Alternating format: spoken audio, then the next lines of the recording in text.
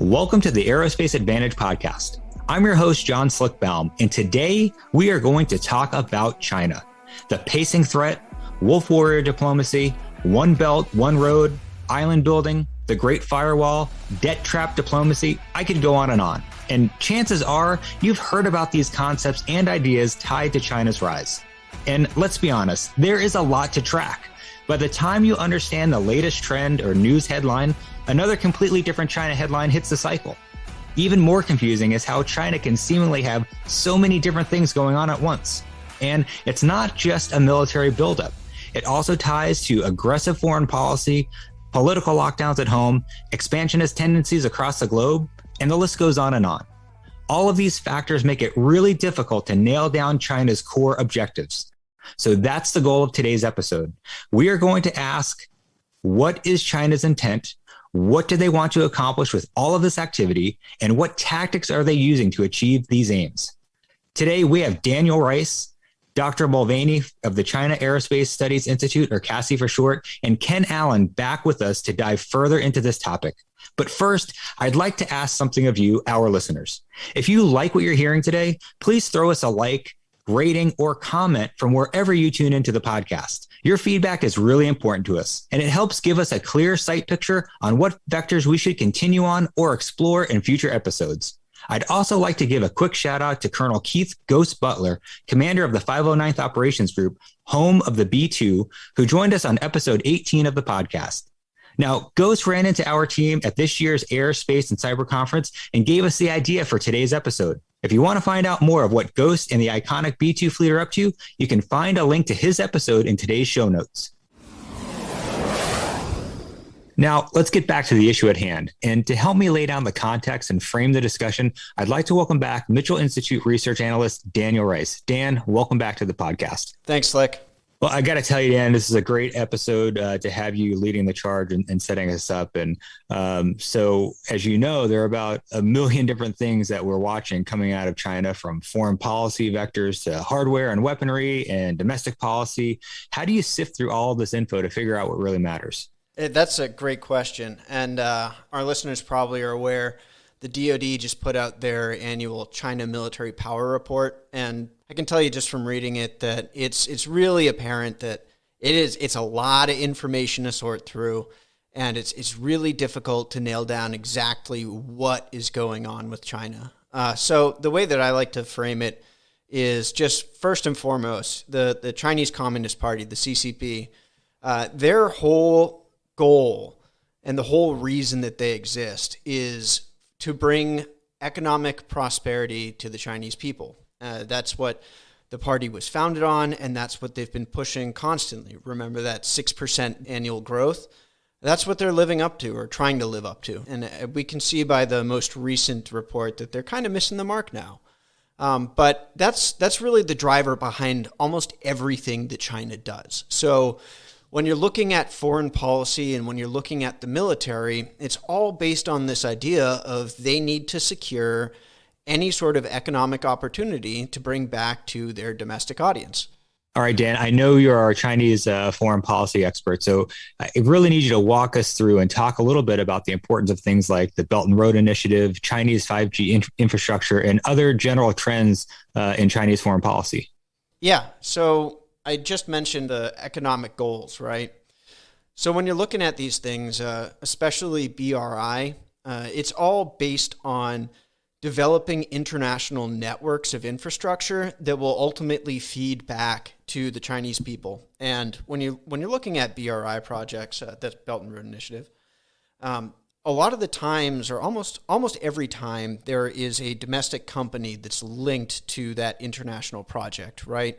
So you might have a company out in Xinjiang or one in Xizang, Tibet, as we know it, that has a stake in one of these projects. And the idea is with the Belt and Road to create that international string, literally, the road, the Silk Road, that connects those foreign projects all together, ultimately funneling back to the Chinese populace at home.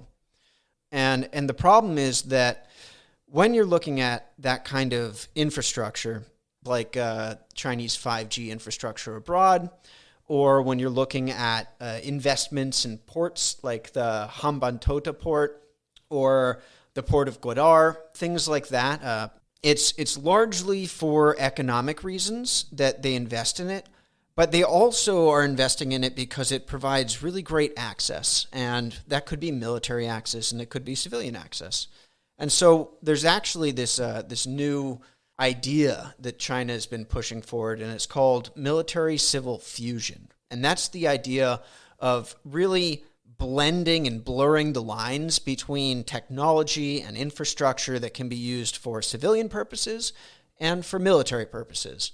So when you're looking again at those ports, like the port of Gwadar, you have to ask yourself, is the whole reason that they're purchasing this and have a 99-year lease on it, is it for military activity, or is it for civilian activity? And there's really no good answer there.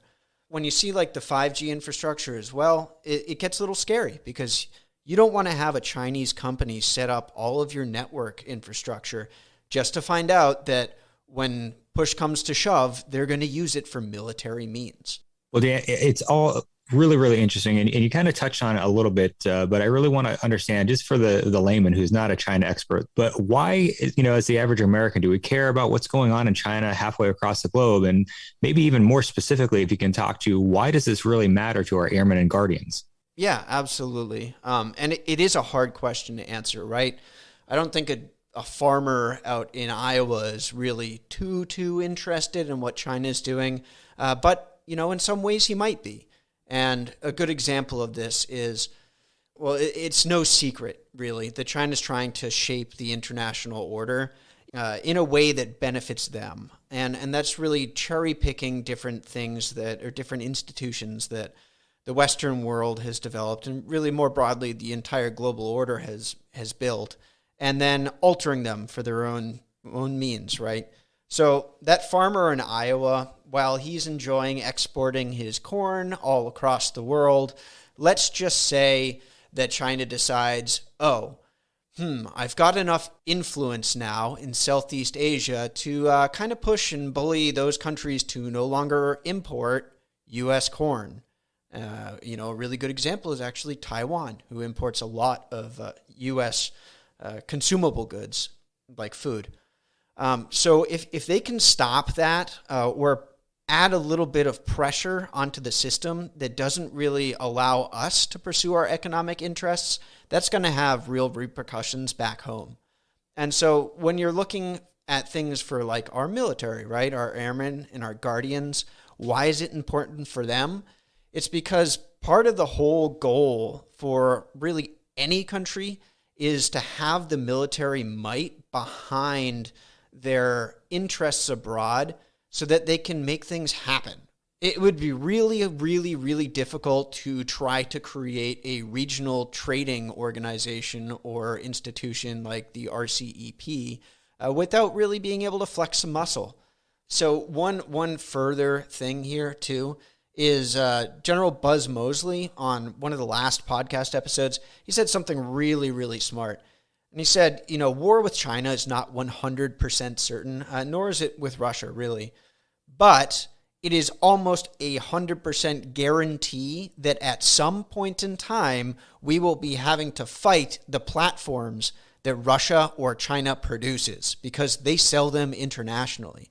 So again, for our airmen and guardians, you've got to be paying attention to what China's putting out. Otherwise, let's say you get in a conflict somewhere else in the world, but they're flying Chinese platforms. You're going to need to know what those platforms are and what they're capable of doing if you're going to respond effectively. Well, Dan, there's obviously a lot to unpack here. And what should we really be paying attention to?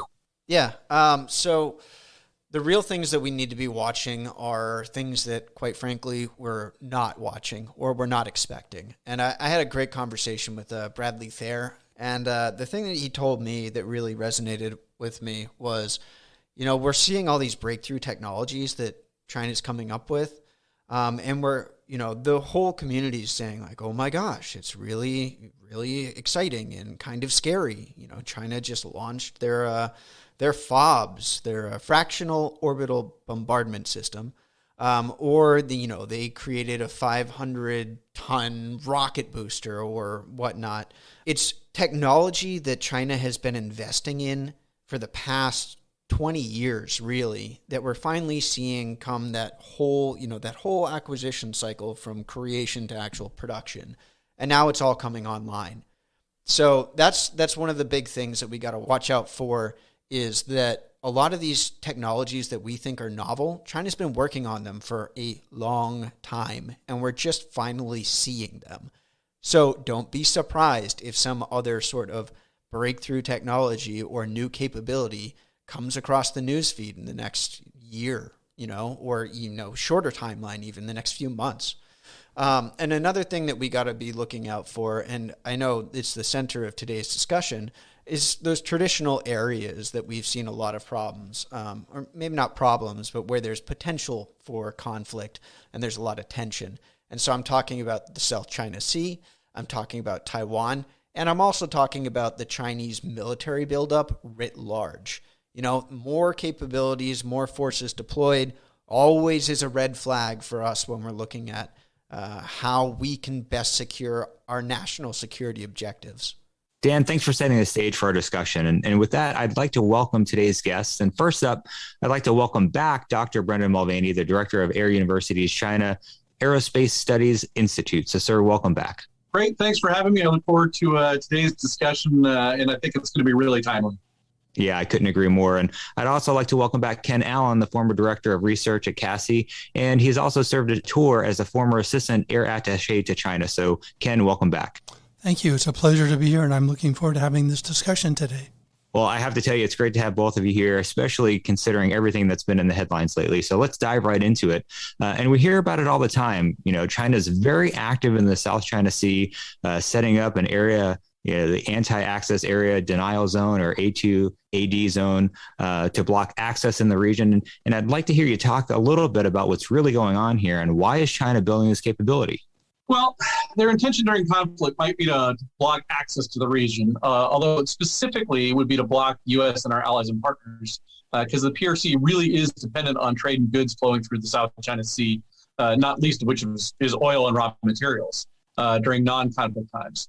The PRC is really looking to gain better situational awareness of what we could call patterns of life in the South China Sea. So they want to understand who does what, when, and how, so that they can better plan for those future crises, when it's not a time of conflict.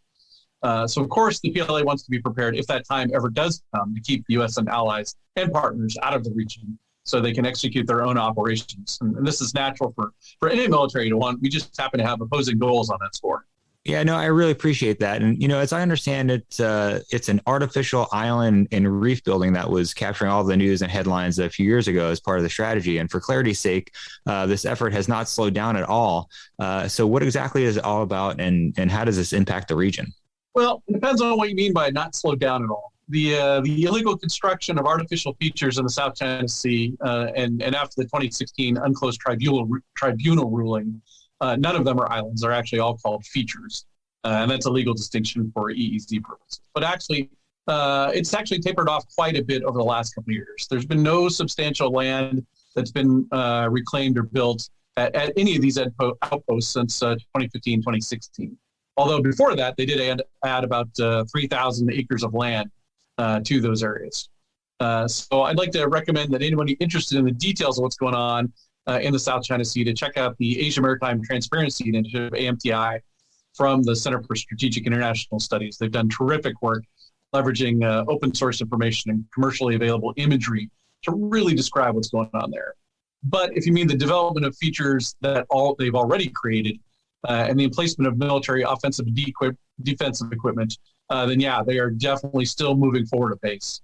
Well, Dr. Mulvaney, I appreciate bringing us up to speed to understand the why, but I'd like to talk about the what. And what do these islands look like, and what sort of capabilities do they have, and what may they have in the future? Yeah, so we're talking radars, communications, equipment, and in some cases, actual aircraft and weapons are all there, right? They've developed them. They've created runways and bunkers and POL storage sites. And the PLA has equipped these bases with advanced anti-ship anti-aircraft missile systems, jamming equipment, and making them really some of the most capable land-based weapons deployed by anyone, any of the claimants in the South China Sea, right? And we have to keep in mind that China has disputes with many nations around the South China Sea, and this really is the most capable force that they're deploying. In addition to that, we've seen them deploy the KJ-200 anti-submarine warfare aircraft and the KJ-500 airborne early warning aircraft down to the South China Sea. And they regularly use these outposts to support naval and Coast Guard operations in addition to the air operations. So it's important to remind people that they're not just targeted toward that eye toward U.S. warships, but really toward disputes with its neighbors, the Philippines and Vietnam, et cetera, none of whom can stand up to these PRC deployments without outside support. So we certainly should expect further deployments of the PLA's advanced systems in support of their operations throughout these features throughout the South China Sea. That's a really great segue into the next topic that I wanted to get to, and that's China's military buildup. I know we all have been tracking this closely. So, Dr. Mulvaney, we've seen the J-20 stealth fighter, the H-20 stealth bomber as new platforms, and we've seen existing platforms like the H-6 being equipped with hypersonic weapons. And that's just talking about air platforms. China's also been aggressively expanding its space portfolio with its Beidou GPS constellation, Tiangong space station, and has fielded a capable anti-satellite weapon and recently tested out a fractional orbit bombardment system. And as we know from the multiple cyber attacks, including the biggest breach of OPM records ever, that China is one of the biggest cyber threats out there. So can you talk to us a bit about the strategy here? Why is China focused on building these high-tech, information-centric systems?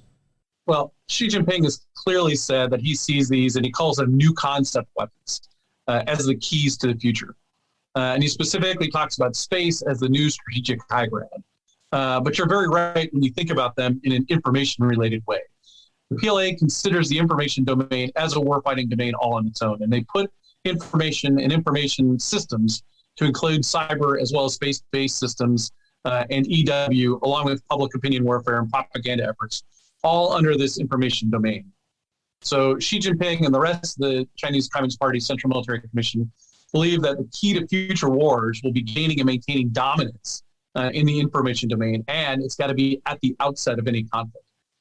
So they continue to focus lots of time and effort and resources in developing these kinds of systems and capabilities and really operational tactics that will enable the PLA to strike early and decisively in the information domain. And many of these capabilities come at a relative cost advantage over systems that they aim to defeat. So I'm not really sure that we could call them asymmetric from a military perspective, but they are certainly asymmetric from a cost perspective, as well as the impact they'll have on what the Chinese see as the, quote, American way of war, which, of course, is what the PRC is trying to defeat. Yeah, that's a really great point, Dr. Mulvaney. And that asymmetric advantage it's one of the things that China's really been focused on for decades now, right? And so it's a new area for that.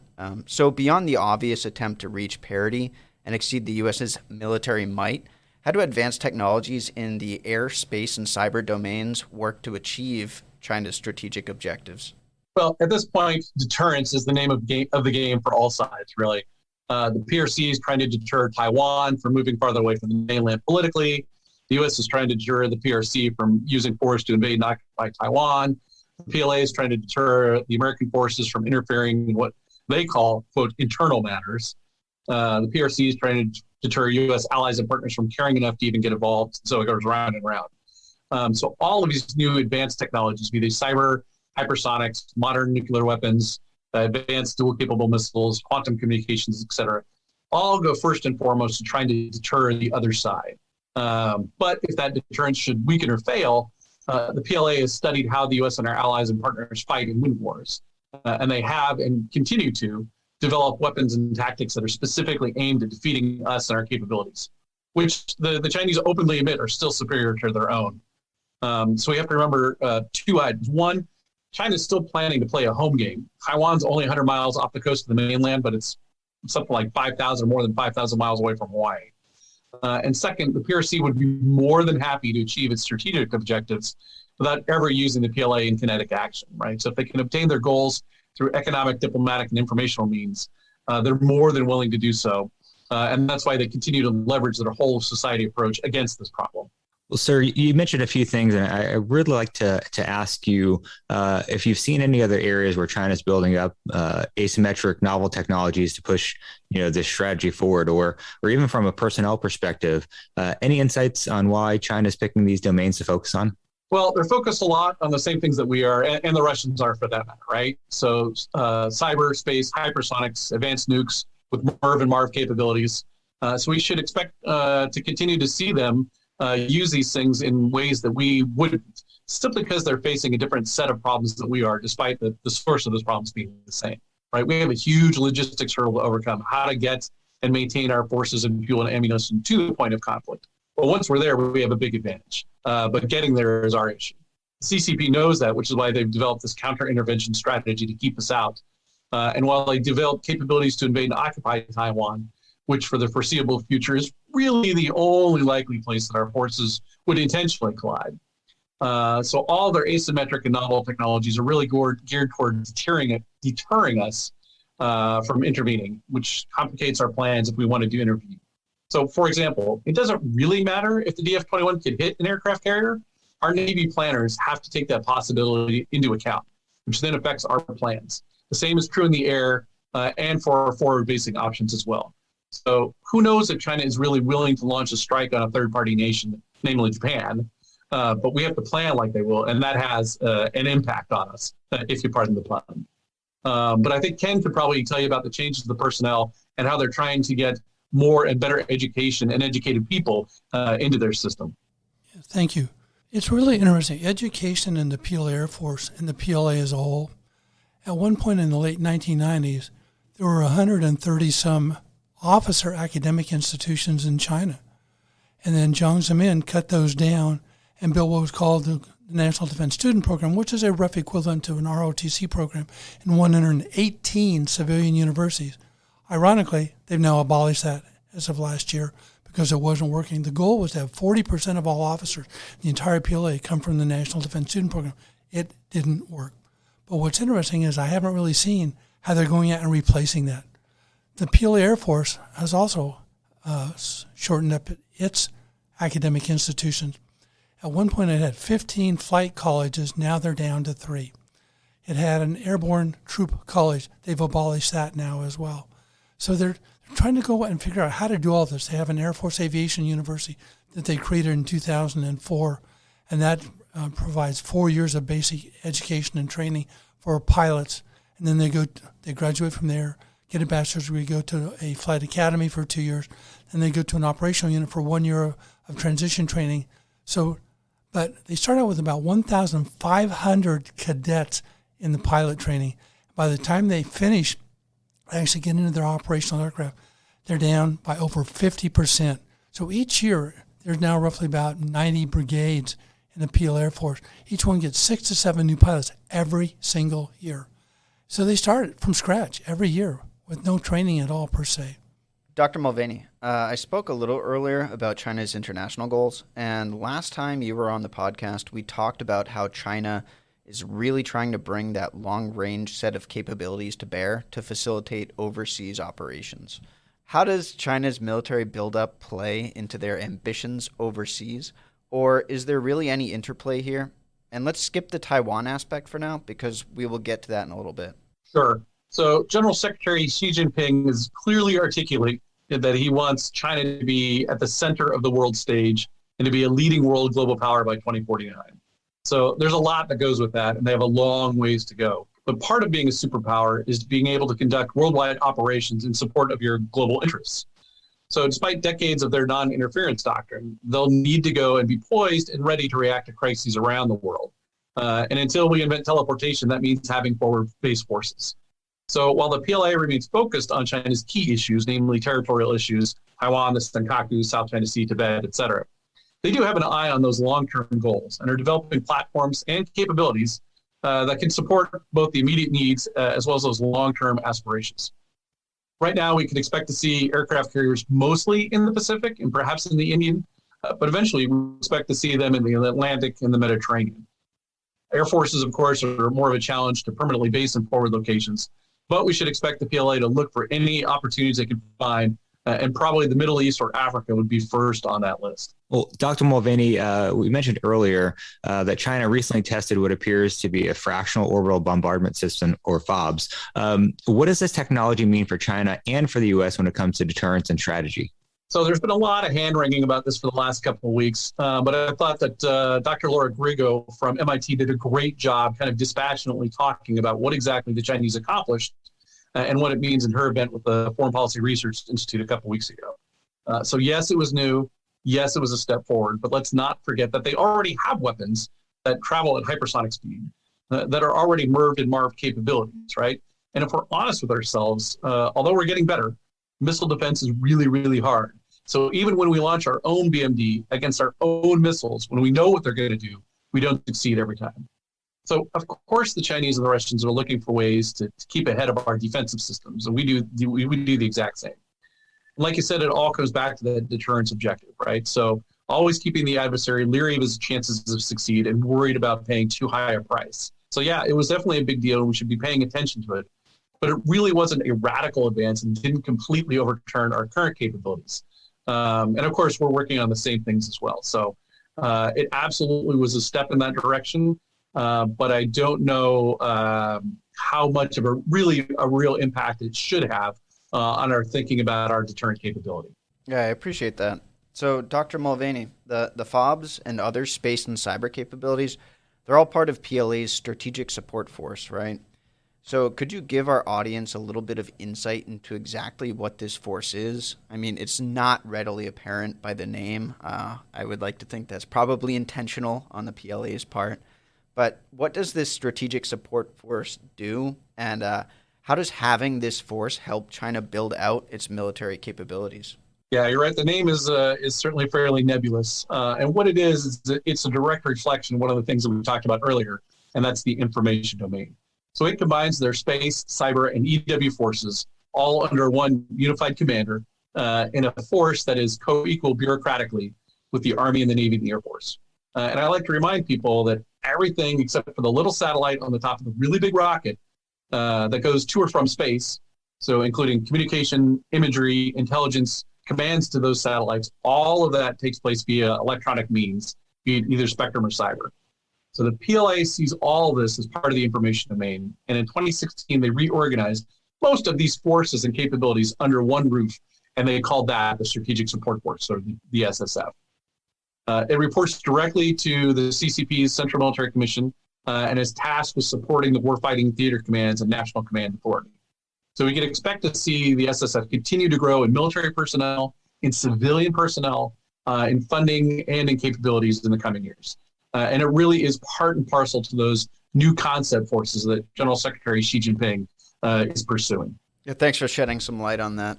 So Taiwan is also a critical component to China's strategy. The CCP sees Taiwan's unification with China as a critical mission that stems from the very beginning of the PRC, right? Think back to the Civil War. So whether or not the CCP resorts to force to create this unification is still unclear, as Xi Jinping has made statements both for and against the forceful unification of Taiwan, and the U.S. has made clear that it won't stand by passively if China makes a move. Taiwan, on the other hand, understands that it's inevitably linked to mainland China, but demands the right to self-determination on the unification question. So the PLAAF has been making sorties into Taiwanese airspace consistently for the past few years, and recently ramped up the frequency and types of aircraft that they have flown on these sorties. So, Dr. Mulvaney, I'd like to pull you into this discussion. What's really going on here? Why is China conducting these sorties? Well, there's a lot of reasons for it, right? So one is that deterrence. Two is a messaging which is related to deterrence. But the PLA is accomplishing these missions for a couple of reasons. And it relates directly to their Air Force and Naval forces. As they continue to expand their capabilities and their missions, this is one of the ways that they exercise them.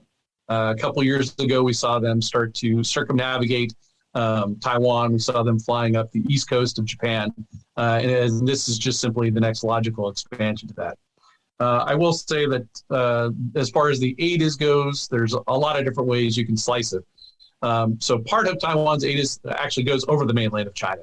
So it's literally impossible for them to take off from certain bases and fly on over the mainland without entering the ATIS. What's really of concern are the ones toward the center line, as far as I would say. Most of these flights, although they have been much bigger packages, and like you point out, not only bigger in number, but bigger in their complex composition. But most of them have taken place kind of cutting the corner on that southwest corner of the ATIS, which is not nearly as threatening. But certainly the ones flying toward the center line, which is directly between the mainland and Taiwan, those are the ones that are more likely probing and are definitely stepping up kind of the gray zone operations, if you will. Now, Ken, I want to bring you into this conversation. You're the go-to expert on sorties into the ATIS. Can you expand on this? Yes. I think this is a really important issue. It was just brought up about how the Taiwan Air Force may be being overwhelmed with this and everything else. But almost nobody talks about the PLA Air Force and what's happening to them. What I want to do is sort of give you a little background and how this all fits together. And a lot of this is covered in my book, 70 Years of the PLA Air Force. But the bottom line is this. What you have to do is take a look at how the PLA Air Force is organized. It used to be a division, regiment, a battalion, company-level organization. Starting in the early 2000s or 2010s, they have now gotten rid of all the fighter and fighter-bomber air division headquarters and upgraded the regiments to brigades. So it's now a brigade, battalion, company-level organization. And so the way that it works is let's say a brand new air brigade, a J-16 brigade, gets 10 airframes at the same time from the aircraft factory. Then, after X number of hours on those aircraft have to go all the way back to the aircraft factory for overhaul. It could be 4 years, 5 years. It all depends on the type of airframe. So the commander of that brigade gets those 10 airframes, and he starts doing the math. Okay, I'm going to do X number of sorties time-wise. Let's say each sortie is 1 hour per se.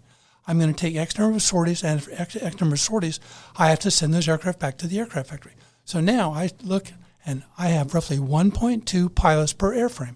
So those 10 airframes are put into what's called a flight group, a battalion-level flight group. Each flight group is divided into 2 flight squadrons, company-level flight squadron of 5 airframes. And on any given day, in a flight squadron, one of those airframes is in the back shop. So 4 airframes are out on the flight line ready to fly. So now I divide that up, and over the years, I have gathered every piece of information I could ever find on pilot flying hours. And the rough idea is this. Fighter pilots average roughly 12 hours per month, 150 hours per year. So you take those 12 hours per month, you divide that up, that's 1 hour roughly every 3 days. And then you take that hour, and then the PLA as a whole has what's called the Outline of Military Training and Evaluation, or OMTE. And under that, there are regulations, and each regulation for each type of airframe. And so a unit, say a brigade has a J-16 flight group. Each pilot in that flight group has to fly X number of what are called training subjects during the course of that month. So you take those 12 hours, you divide that up, you have takeoff and landing, you have navigation, you have MOMUNs, you have 1V1, 2V2. So each airframe also has a dedicated ground crew to that single airframe, anywhere from about 7 to 11 people. And there's a 2014 20-page article in the China Air Force magazine that talks about this aircraft maintenance. These maintenance personnel are working an 18-hour day for a single day of flying, from the time they get up in the morning till the time they go to bed. So you add maintenance into this, you add pilots. And so what I want to do is look at this. So altogether, since September of 2020, the PLA, as a whole, Naval Aviation Air Force, has flown 894 sorties towards Taiwan. Of those, only 8 have gone to the center line. The last one was back in May of 2021. Of those 894 sorties, they flew on 260 out of 400 days. If you divide those 260 days up, it's pretty much around about 30 days each day of the week, including Saturdays and Sundays. So that's one thing that they are doing. If you really break this down, so far there have been 294 J-16 sorties. There are 2 brigades in the Eastern Theater Command Air Force, 1 brigade in the Southern Theater Command Air Force. Each of those brigades has 30 aircraft. That's a total of 90 aircraft. 1.2 pilots per airframe, that's 110 pilots. So you divide 110 pilots into 294 sorties, that's 3 sorties per pilot. So we're talking a whole year of J-16, each unit. One pilot basically is probably getting only 3 sorties over a course of, that's one sortie every 4 months. Now, let's say that the commander says, okay, you're going to get 10 sorties. Okay, I give one pilot 10 sorties, that's 1 per month. But that means that other pilots are not going to get those sorties. So now as the commander, I have to balance all this out. So that's the J-16 pilots. Now you look at the 8.6s. There are 5 regiments, air regiments of bombers in the Eastern and Southern Theater Command. They've only flown 53 sorties. That's 145 pilots into 53 sorties. Not every pilot's getting a sortie. There's only one pilot out of every 5 pilots that's even getting a sortie of the 8.6s. So now you have to put all these things together. The J-16s, altogether there have been 50 days of sorties of J-16s. And of those, 18 have included the KJ-500, which is an airborne early warning and command aircraft. And who's in that KJ-500? One of the senior people from that J-16 unit. They get on that aircraft flight and they talk to their pilots in the air. That's how it works for the PLA Air Force. In terms of formations, there were 19 formations of 2 airframes, 12 formations of 4 airframes. And again, think of this as flight squadron. Don't just think of numbers, think of flight squadron. However, just earlier this month, they had one day of 34 J-16s. So now you sort of break this down into flight squadrons and flight groups. Probably more than one unit flew that. So to me, when I'm looking at this, I actually think this is not a bad thing. We have probably learned more about how the PLA Air Force does things in the last year than before. So we now look and say, okay, they're going to fly these sorties out there. Where do they come together? What's their formation look like? How long does it take? And again, if I'm only getting 12 hours a month as a J-16 pilot, and I'm flying a 2 to 3 hour sortie out into the southern part of the A's, flying out, turning around, and going back, that means I only have 9 hours left for the whole rest of the month. And then my aircraft lands, and I go into maintenance for the next day for that airframe. So again, I think you have to put this in a larger perspective as well. How many pilots are actually getting these sorties out there, and what type of airframes, and what are they doing, and all that. Thank you. Yeah, Ken, I really appreciate that perspective and how you've broken it down, especially with maintenance and how the pilots are getting their hours. Dr. Mulvaney, sir, being an airman, I can imagine that Taiwan having to scramble jets every time wears down both the jets and the airmen. And it's got to be quite difficult to consistently be on alert and ready for an attack at a moment's notice. So what does China want to achieve with conducting these sorties? Is it wearing down Taiwan, or are they testing boundaries of their airframes, or is it doing something else? Yeah, no, you nailed it on the head. The PLA is the one planning these missions. They have the maintenance planned out. They have the planes ready. They have the pilots briefed ready to train on tactics and techniques and switchology and communications, et cetera. And they get to see the reactions, where they're coming from, the timing and the mix, et cetera. So the PLA is gaining its time from these flights, at the same time taxing the Taiwanese. They did the same thing to Japan 4 or 5 years ago. And like you said, pilots and aircraft that are sitting alert are not doing maintenance. They're not accomplishing much training. And again, it's part of the signaling, the deterrence issue. It's part of timing. It's part intelligence gathering, and it's part real world operations against Taiwan and its forces. And at this point, literally, it is the PLA that is getting to do all the planning for these events. Dr. Mulvaney, is there anything that you can see China doing within its military that's helping push the idea of China being a global force? Yeah, so the first part is part of that internal propaganda message, right? So they continue to talk about how China's developing, how it's going to be a global player, how it has these worldwide aspirations and things like that. So the first is just inculcating the idea that at some point the PLA will likely be deployed overseas and far from home, right? And that's a fairly big change. You know, the base in Djibouti was their first overseas base, and that came after years and years of the anti-piracy patrols. So really the first and foremost is just an internal message to them. And then, as Ken kind of alluded to earlier, the change in the makeup of the education. So you have to have, even on the enlisted side, right? So they try to get more and more people with college education, either partial education or actually people that have completed college, to join the enlisted ranks. Probably in the NCO ranks is preferable for them. But those are the kinds of people you're going to need to have forward deployed in some of these places as you work through a modern battlefield. So that's really kind of a two-part problem that they're facing is how do you go out and find places to go? How do you get the right people to do that? And how do you convince them that, hey, this is actually what you've signed up for? And I know that your father and your uncle and your grandfather all served in and around China. And although it may have been a austere place, you can still go home on the weekends or see your family or whatever. The whole being deployed, especially for long periods of time, is new to them. And so that's one of the big things that we see as they shift in the messaging to their own internal people. Yeah, that's a fantastic response. All right, gentlemen. So today, we're talking about China's intent and tactics. And one of the big things that we've not talked about yet is non-military gray zone tactics. So what are some of the non-military ways that China is trying to achieve its global ambitions? Well, there's been a ton of work on maritime gray zone operations, right? So Andrew Erickson and the team at what we like to call our Big Brother organization, CMSI, up in Newport, did some of the groundbreaking work on this and the role of the maritime militia. So what I think you're starting to see now is how the PLA is thinking about expanding air gray zone operations. And these are sorties in and around Taiwan that we talked about are one example. But we should expect to see increased use of UAVs and potentially flights in or around or even over, say, the Diaoyus. Potentially the use of commercial aircraft. It's a much harder decision to use force during an intercept against a civilian or commercial aircraft than a PLA aircraft. Cyber really is almost all gray zone operations. It's probing and understanding systems and linkages. And we see a ton of that coming from China, despite the promise that Xi Jinping made in the Rose Garden of the White House.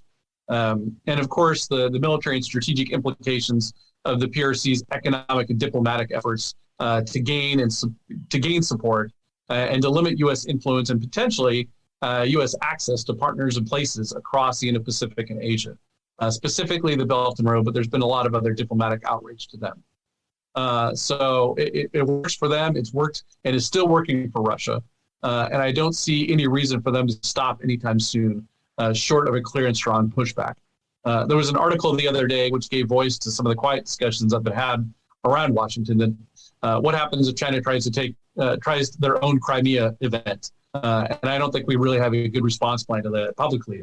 All right. Well, gentlemen, I'd like to open the floor and give each of you a bit of time to discuss your number one thing that the U.S. can do to try to change the calculus or fight back in these different arenas. Well, for me, number one would be get our own house in order, right? Steady budgets, even if they're smaller than at present or planned, are key. Realistic expectations of our capacity to build and maintain leading edge forces. This requires hard decisions, and Congress and the DoD need to get on the same page, or we keep getting what we have been getting, which is a little of what each wants, and it doesn't actually provide us the capability to pursue our strategy. And finally, we need to know how to train for this kind of conflict. It's been a long time since we really trained our Air Force to work in a contested environment. And we have a hard time practicing and exercising like reality because, frankly, folks in Vegas don't like Nellis jamming the EM spectrum and turning off their cell phones. And the FAA frowns at us turning off GPS and shutting down radars. But that's what the reality we're going to face is. And so we need to find places and ways to train like we're going to fight. And finally, but probably most importantly in my mind, we need to continue to work with and do a better job with our allies and partners. They're key to our success. And when they are strong, we are all much stronger. And the PLA will face a task that's far more challenging and one they're not likely to be capable of overcoming anytime in the foreseeable future. I think one of the things that I would think the U.S. Air Force should be doing is I read the Air Force Daily Report every day, and there's always U.S. Air Force has this problem and this problem and this problem and this problem.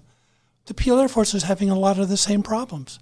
But what we're doing, there's no question at all, but the PLA Air Force is moving up that technological ladder. But at the same time, it has a lot of problems. I'm sitting here looking at a full-page article from June 29th of the China Air Force newspaper. And just to give you a rough idea, they talk about aircraft accident problems, safety issues, and mental health problems because of training. And the political commissar is the one who gets in and says, you cannot fly today because you have this problem and this problem. So I think it's important to look at the hardware, and there's no question about it. Hardware is really, really important. But now, who's the pilot in that cockpit? What are they doing? How do they move up their career path? What kinds of training do they do? How good are they? Who's telling them to do what? And They're starting to do the Golden Helmet competition back in 2011. Each year's a step-by-step process. They're getting better, but they're still not at a 10. And I think we need to balance that out. I asked once a friend of mine to ask the squadron commander in the U.S. Air Force, what do you think about on a daily basis? And personnel issues is one of the top things. But nobody talks about the personnel issues in the PLA Air Force. And we've got to balance that out along with the hardware. That's my opinion. All right. Well, gentlemen, I'd like to thank both of you for being here today. It was really an excellent discussion, and I look forward to having you both back on the Aerospace Advantage in future episodes. Thanks. I appreciate the opportunity, and definitely look forward to the next time, because I don't think China is going away anytime soon. Thank you. I really appreciate having the opportunity to do this. Thanks, Slick. With that, I'd like to extend a big thank you to you, our listeners, for your continued support and for tuning into today's show. If you like what you've heard today, don't forget to hammer down on that like button and follow or subscribe to the Aerospace Advantage. You can also leave a comment for us to let us know what you think about our show or areas you would like to hear more about. As always, you can join in on the conversation by following the Mitchell Institute on Twitter, Instagram, Facebook, or LinkedIn, and you can always find us at mitchellaerospacepower.org. Until next time, this is John Slick Baum. Stay safe and check 6.